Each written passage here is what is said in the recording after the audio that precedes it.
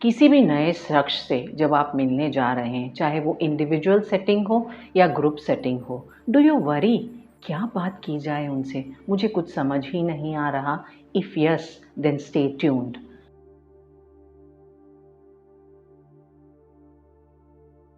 Hello all.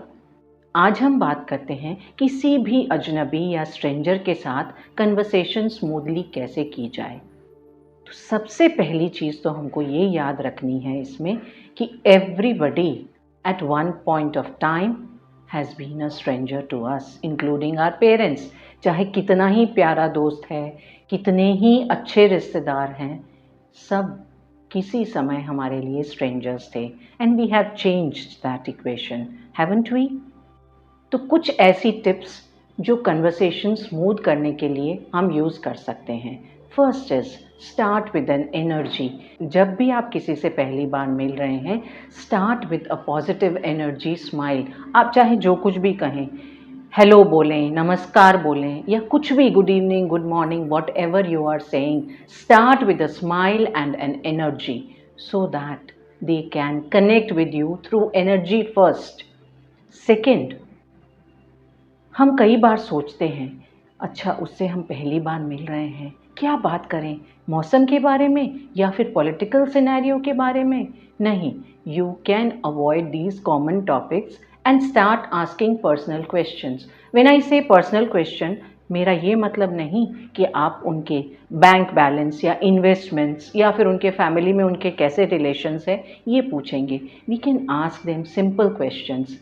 उनका origin कहाँ से है, उनके नाम का मतलब क्या है, या उनको ये नाम क्यों दिया गया है, what is the story behind that, या फिर उनकी फैमिली में कौन कौन है, उनकी हॉबीज़ क्या है। So ask personal questions and you will see people really open up very quickly.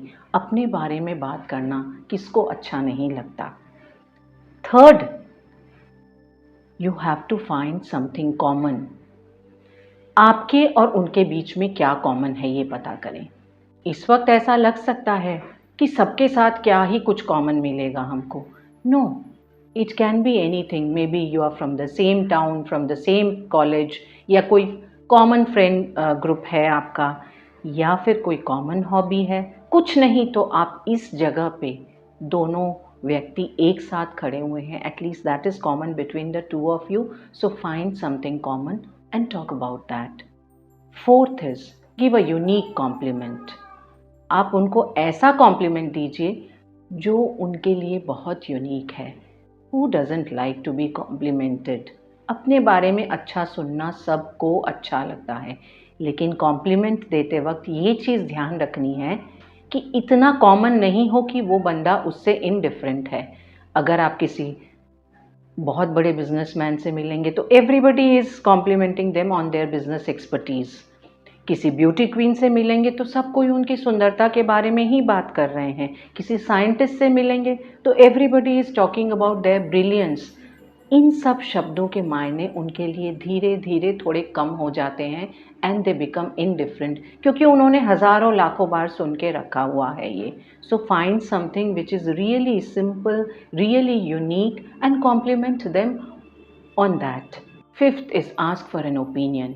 जब आप किसी से उनकी ओपिनियन पूछते हैं, दे फील वैल्यूड। और जब ओपिनियन पूछना है, इसका ये मतलब नहीं कि हमको कोई बहुत कॉम्प्लेक्स चीज़ों के बारे में उनकी ओपिनियन पूछनी है या फिर उनका एक्सपर्टाइज उनको शो करना पड़े, ऐसे क्वेश्चंस पूछना है। It can be something very simple. It can be something related to the cricket match that was played yesterday between two teams. It can be the decor of the place जहाँ पे अभी आप लोग दोनों हैं. So the opinions can be about very simple things also. और जब आप उनसे ओपिनियन पूछते हैं तो उनकी ओपिनियन सुने भी। ऐसा नहीं कि आपने पूछ लिया, इसके बाद your eyes are wandering here and there, आप इधर उधर देख रहे हैं। So ask for their opinion and pay attention to their opinion. इसका ये मतलब नहीं है कि आपको अग्री करना ज़रूरी है। You have the right to disagree also, but be respectful.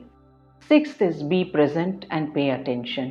कई बार बात करते वक्त हम अटेंशन नहीं दे रहे होते। We are thinking what will be our response to what they are saying right now. या फिर हम इधर उधर किसी और को देख रहे होते हैं, वो क्या कह रहे हैं, वो क्या सुन रहे हैं, कौन किधर जा रहा है.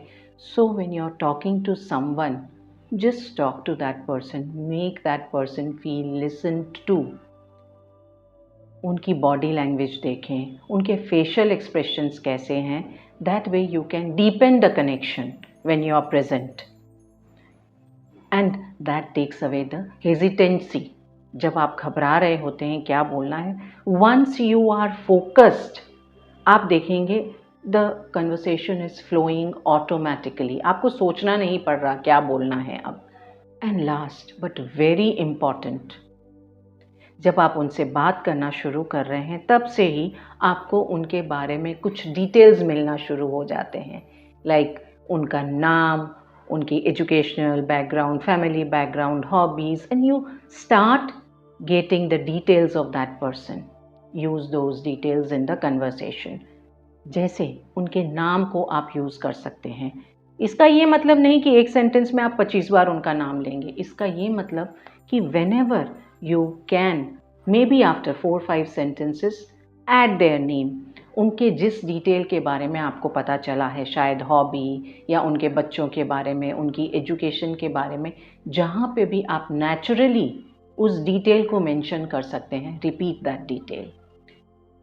It makes that person feel very, very, very attended to, and they automatically get connected to you, and the conversation becomes very smooth. These are my tips to make conversations with strangers little easy and comfortable. आपको कैसा feel होता है जब आप किसी stranger से बात करने जा रहे हैं? Share and comment, like the video, and stay tuned for my next video. Bye bye.